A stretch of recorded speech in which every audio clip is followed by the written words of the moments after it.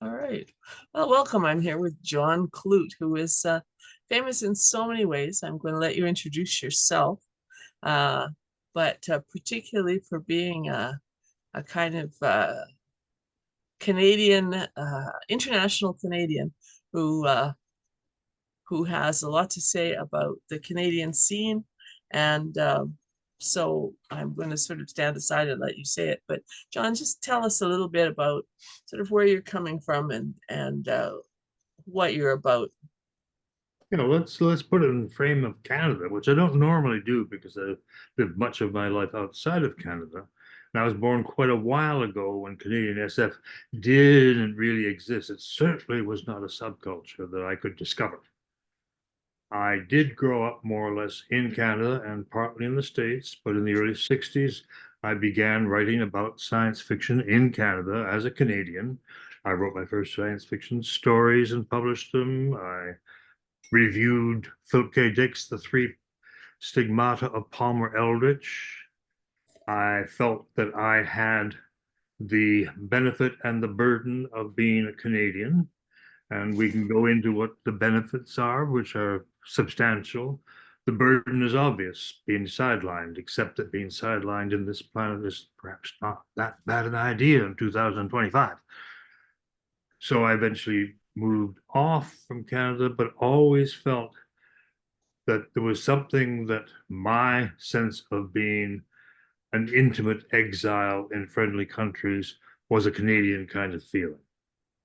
And that's a personal story which can go on forever, but it's also a literary story because it's the way that a critic of my particular inclination, or a novelist, or a theorist, we don't speak of theory in an academic sense here, but a theorist, a Canadian theorist, not Marshall McLuhan, not Northrop Frye, but a theorist all the same, thinks of science fiction and thinks in an exilic way of science fiction that is a benefit.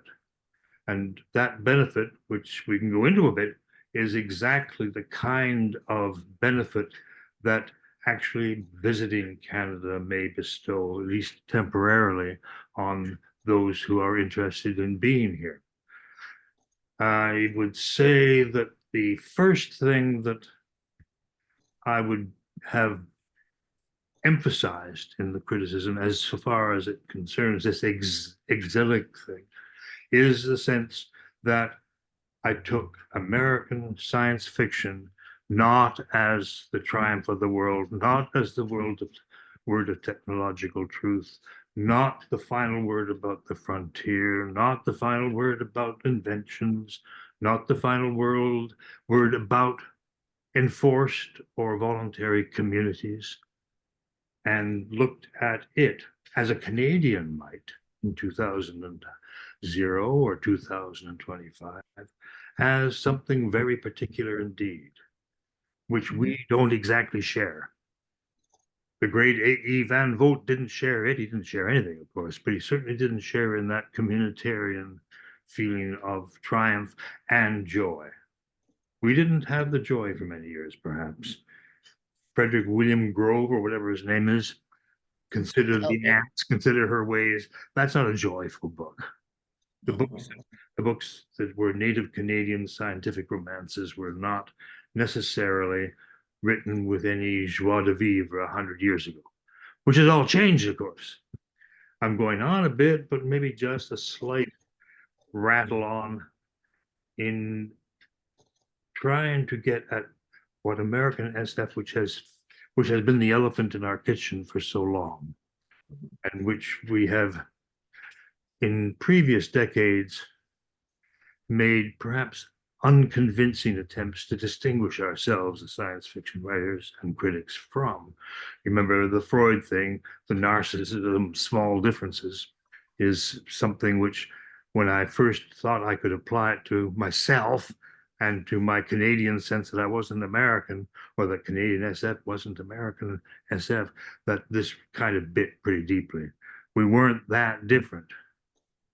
What we had was the capacity to be relatively invisible, so that we So that was so we weren't Clive James. We weren't that kind of Australian loudmouth.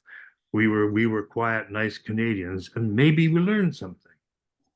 Maybe we learned that American science fiction, which we honor, is a very special kind of story, and perhaps a rather deadly one because, um, put it this way, to think you in the future is to assault the world with a deadly weapon. Oh, that's, yeah, I think I said nice. something like that years and years and years ago, um, in conjunction with the argument that unless you understand science fiction, which is to say American science fiction, you are doomed to repeat it. And maybe Canadian SF is not doomed to repeat it. Maybe Canadian SF, without its frontier, without the storyableness of the frontier in America, is more like the European scientific romance in its pure essence. And that we don't have as many heroes, but we have more world. Don't have as many triumphs, but at least we know what we're going to face. I I think let that, two things drop there, but we can pick them up. well, I mean, that, I think that I think that's a wonderful encapsulation of kind of the core thesis. There's a couple of words I want to pick up on because Hmm. I loved it when you said them. And one of them is the idea of invisibility. If you are next door to the Imperium, Yes. uh, it might be better to be invisible so that you can go about your business as you Right. please. Rather than be a court jester, as all Australians are, we know that. With, Do we know that? You must have been hanging out with some Australians at ReaderCon or oh, something, yes? no, I haven't for years. Australians are quieter now. They used to be, of course, back, 30, 40, 50 years ago when we began traveling and settling in England. The Australians were a cohort, a mighty cohort. They gave each other jobs and they deserved them. They gave each other kudos and they deserved them. And Canadians just disappeared. We all dissipated. We didn't know each other at all. But that's ending. That's not just 2025 with the fun events of 2025. The last few years, I think this invisibility has perhaps been lifted a bit. It's a bit, Well, it's a bit yeah, easier to detect.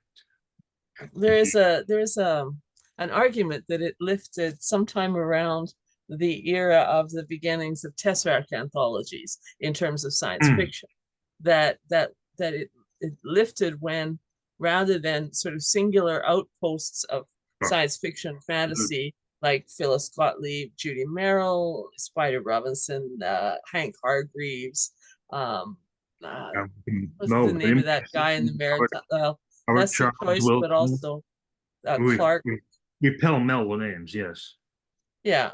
Uh, and they were sort of standalones Hmm. reaching out to each other. But then along came the Tesseract anthologies and it kind of knit things together, knit that generation together with the next generation who had been starting to write and not necessarily understanding anything about belonging but began to belong. And I think, I mean, my argument would be that that set that kind of wove the floor of our little grass hut that's standing above the ocean of American SF.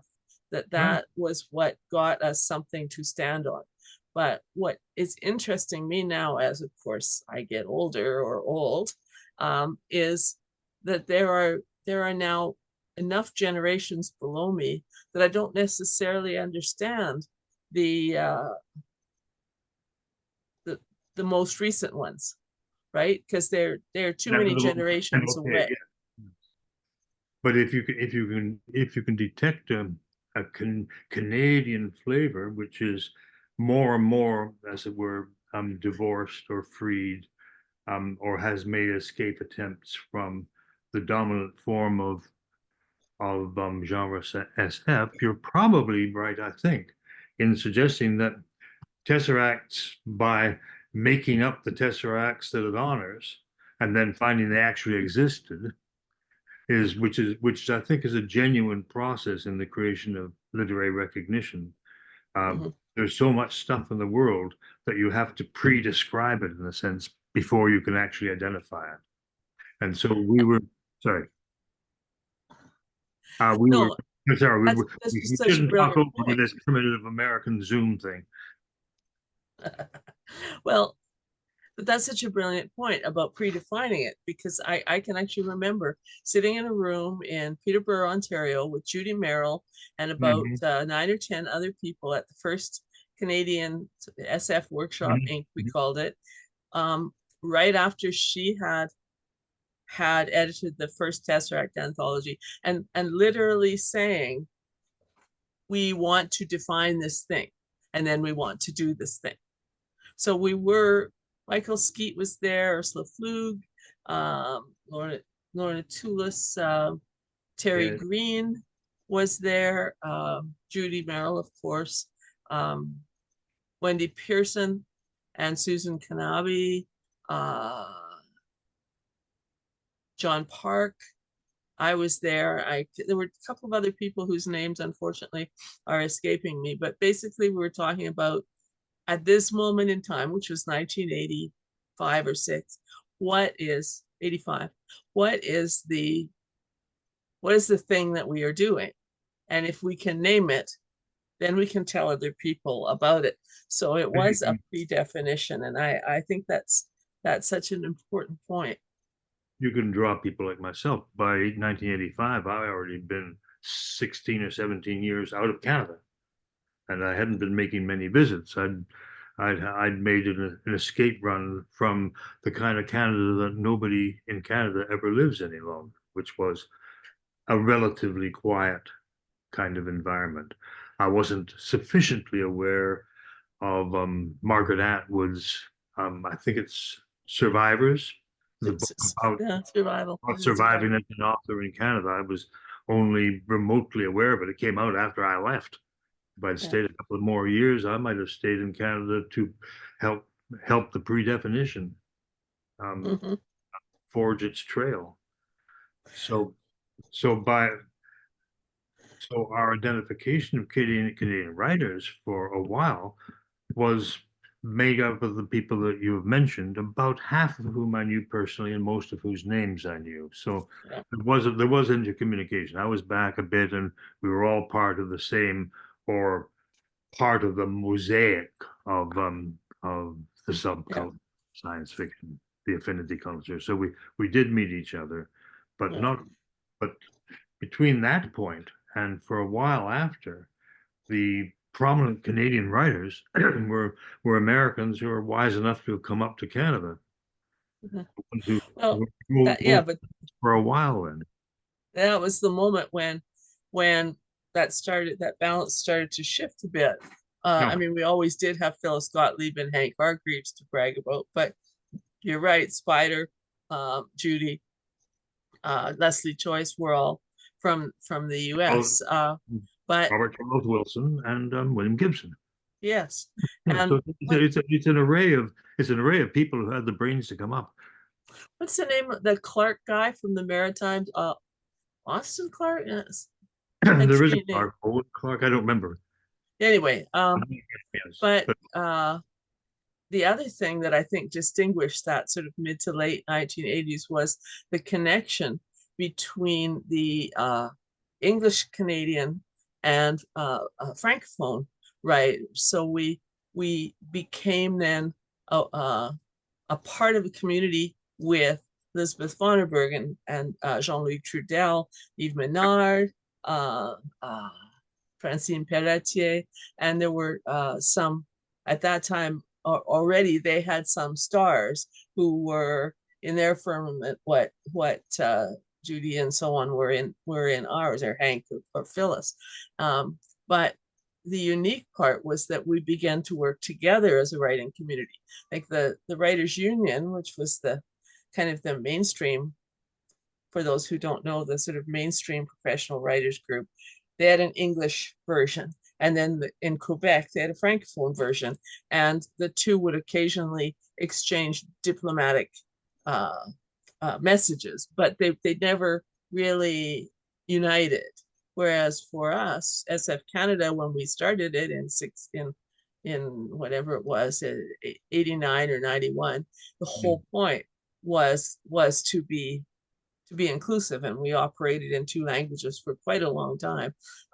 It became a little unwieldy, but we still consider that community to be to be inclusive of both language groups. And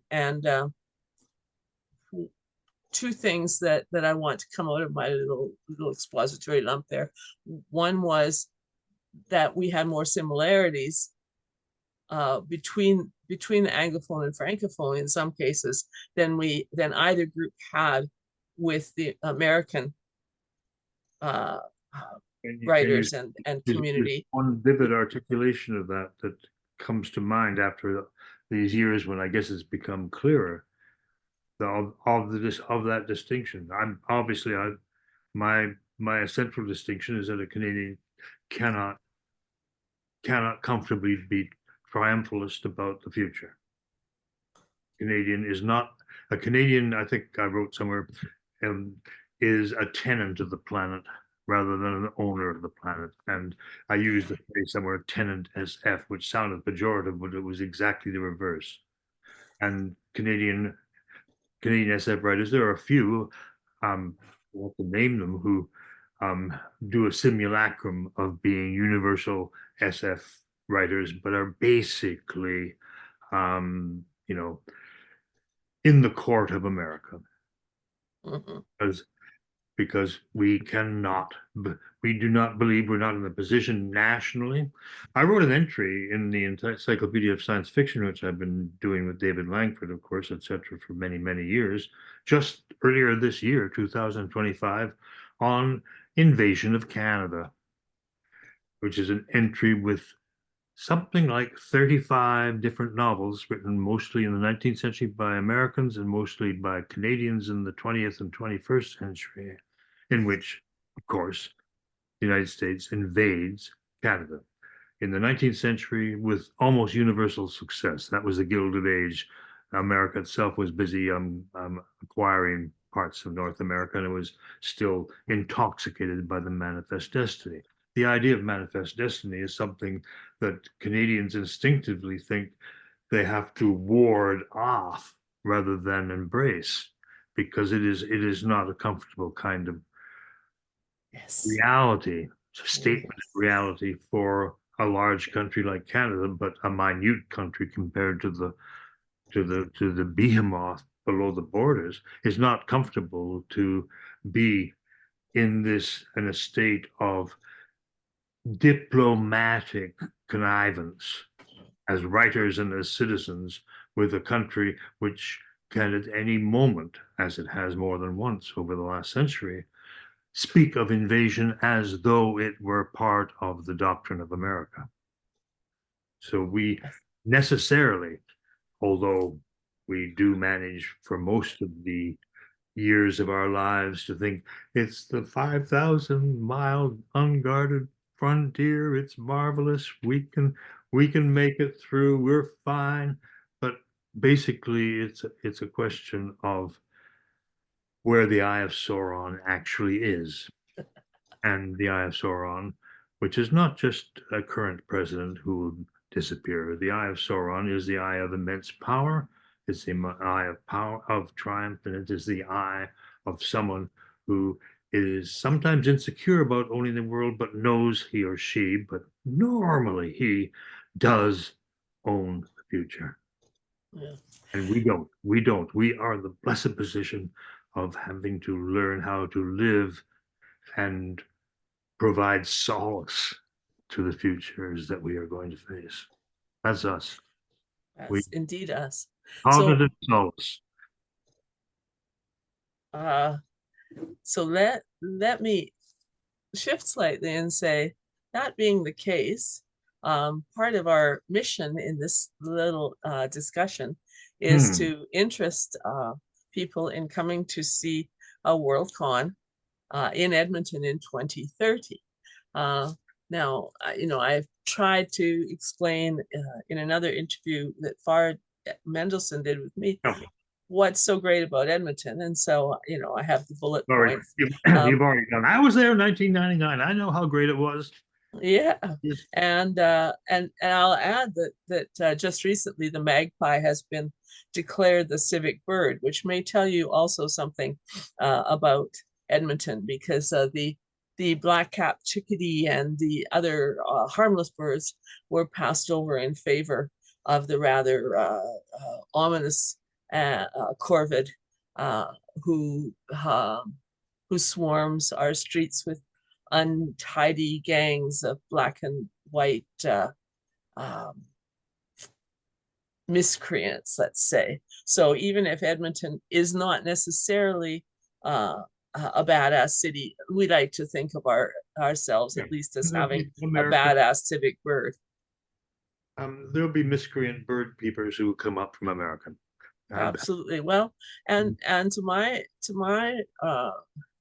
okay, I've been to World Cons within the US and outside the US. And to my mind, the first value of the World Con that's outside the US is to look at exactly what you were just talking about, which is being outside the hegemonic view and having a significant number of people who are able to talk about and discuss that and participate in that.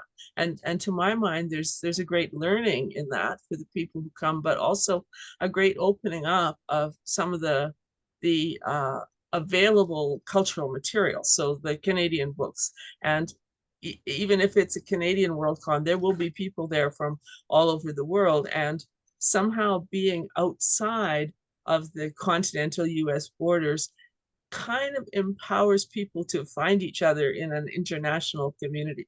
And I think that is a great thing, a great environment to welcome uh, people yeah, who we usually come to a US Worldcon, to welcome them to come outside the borders and have a look at what's going on. but outside the borders in a very significant sense, which we've been going on about it, but also in a very neighborly, because we do share not only a kind of common language, we do share a pretty intimate knowledge if we're more than 20 or 25 years old of a long um, world of discourse. The science fiction, the fantastical world of discourse is very, very large. The fact that it is larger than American genre SF is something which can be thought of as a gain of knowledge, to understand that and to see and to when you can see an argument, a series of texts, a culture. I was just looking into the 1920s and early 30s in a book and realizing how much pre-creation there was of science fiction there. It was, to a degree that Americans don't like to admit, trickle down. The publishers and editors like Hugo Gernsback were not exactly Democrats, but it took off very, very rapidly and became that shared language of tropes that we are able to make use of, even though we don't necessarily have the ability to put them all together the way an American before World War II or the American before the Korean War might fairly comfortably do. We can't do that. So there's a mutuality. It's not only that they learn from us, that we are learning from every American that we meet and who comes with his passport or his through ID or whatever it is now he has to use, but he'll do it. Whoever comes to Canada. The rest of them in Edmonton, just very quickly. A sense I've had that although Canada has been a victim, as any developed country has been a victim of the last 150 years of destructive architecture, destructive transformation, as well as beneficial transformation, so that huge swathes of Toronto look like any other huge anonymous city. But the Canadian cities that I come back to, like Toronto and like some of the smaller places in Ontario, which I know, have a sense that something has been, perhaps it's not our virtue that has done it, we don't know, has been somehow preserved as a place that is not what's the term that one uses all the time now, not is not cultivated, it's curated, sorry, the mind. Nice word, yes. But in the inside of Toronto, where some of the people that I knew in the 1960s still live, does not feel curated. Canada has somehow or other, and Edmonton, I remember from 25 years ago, parts of it are monstrous, like every large city, because we have been way, way, way behind the game of transformation. All of us, all our citizens, Mhm. all the citizens of the developed world have drunk some kind of terrible, terrible Kool-Aid and think that the lives we lead are what should happen, what has happened, what is inevitable, what is the world. It's not. It's something has invaded us, and it didn't invade Canada quite as profoundly, I think, as it invaded America. Now, with the caveat that at the moment we have a provincial government that is working very hard to make that not quite the case. But that aside, as you pointed out, governments come and go. That aside, I think that the other thing that I would say about Edmonton is when you are like Toronto is the sort of Toronto and to a degree Vancouver are kind of considered these cultural lodestones or Sure. well, poles of attraction that draw people in. And so there's a certain complacency about being a cultural worker in that environment. But in Edmonton, uh, it's not. It's a little more, hesitate to use the word frontier, because one of the things that makes Edmonton a little bit annoying is that they constantly think they're on the frontier and want to reinvent themselves. But I think that it's been helpful culturally to have to be in a state of invention, because the stuff that we wanted to be about was far away, was you know in Toronto, in Montreal, in Vancouver, or in New York, or in London. Uh, and that's far, like physically far away. You can't just walk across the street and be in in these cultural centers. And so instead, I think we made it as much as we could. Now, again, I'm speaking partly historically because I am getting older. And so, if you remember, I mean, the last time we saw you in Edmonton was over 25 years ago. And at Mhm. that time, this cultural um, energy that I'm talking about was probably at a high point. And there have been numerous pressures on it since then. But it's also interesting to me that the responsibility for maintaining that energy has passed kind of from a cultural generations to cultural generations, not physical ages, but when people start doing their art and what they're influenced by and so on.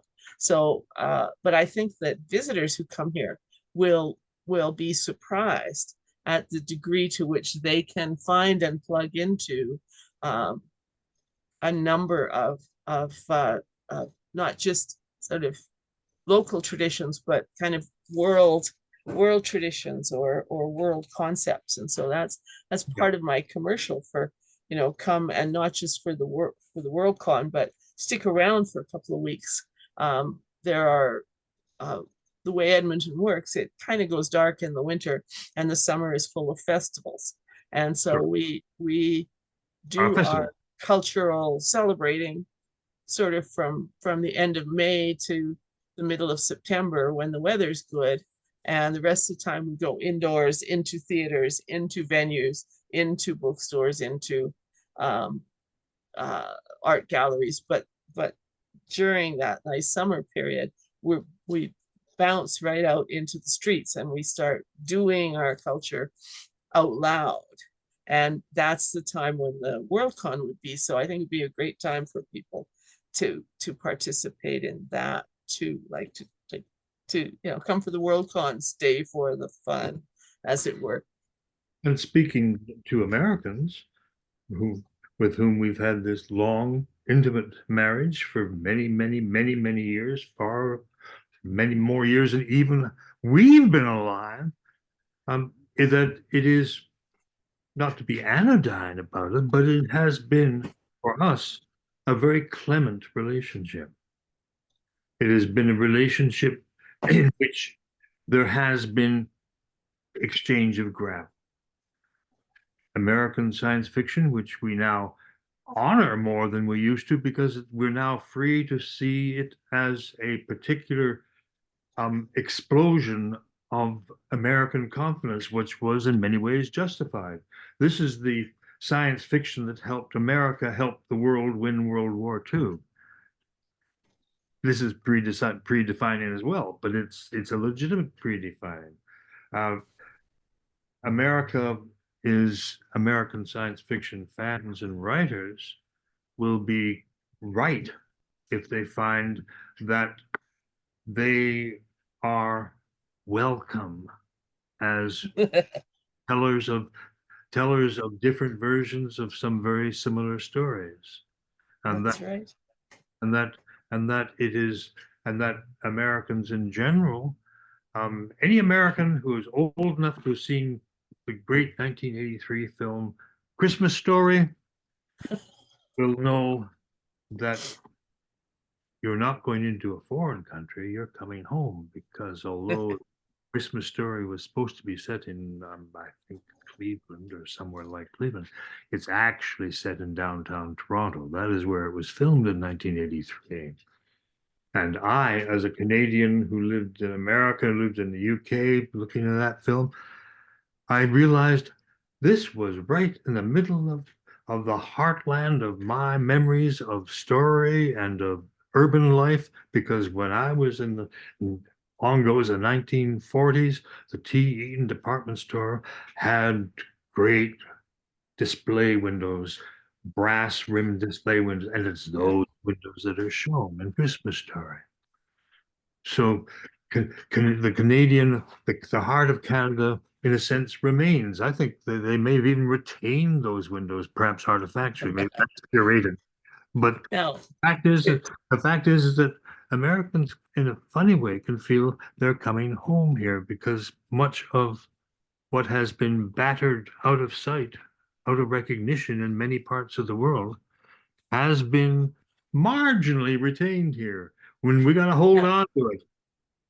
now, of course, to make the humorous counterpoint to your point, the most recent large scale filming uh, done is that series called The Last of Us, the post-apocalyptic disaster series that was filmed in downtown Edmonton. So, so that's the entire sort of the breakdown of uh, of the world as the end of the world as we know it. Apparently, It took place in downtown Edmonton. did look like a real city was suffering severely. Was the whole uh, film filmed, even the parts from the east coast of America, which or is that or was Edmonton where the film began to climax well, towards it was a the series, series, so yeah, series. uh, but Ostensibly begins in the east, and there are simulacrums of Boston buildings, but that could yeah, be CGI. But that was the yeah. real end. Come to the real end and see that we actually survived The the apocalypse. Yes, we survived the end of the world as you know it, which may actually be a really good place to stop. And thank you, John, for being here and for having this conversation. And I should say that we anticipating. co-edited one of those tesseracts. You didn't mention that we co-edited it, you and me together. No, I didn't. I didn't mention, and it 1998, was a wasn't it? I think, yeah. yeah, and it's right up there on my shelf, looking good. Um, yeah, Yeah. we did that work So and our story goes on. celebrated it. Um, and come to Canada and get a copy and get it signed by us, I'm assuming. Um, Yeah, but 2000. I I want to might just thank you. toddle over.